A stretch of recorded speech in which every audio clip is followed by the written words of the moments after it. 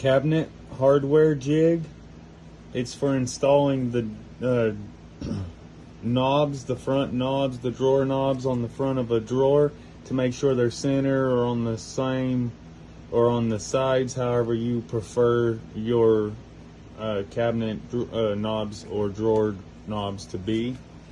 It's actually a really nice little kit. This is my second one. The first one I pretty much used it until I couldn't use it no more, and then I ended up getting me another one. I'm telling you, this is a must-have tool jig if you do any kind of working on drawers or cabinetry or anything like that. This is an instruction manual, or yeah, the manual.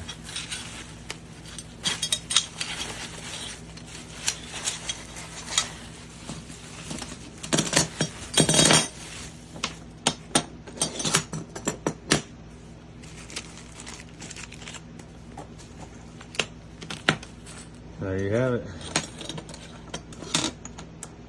Cabinet hardware jig.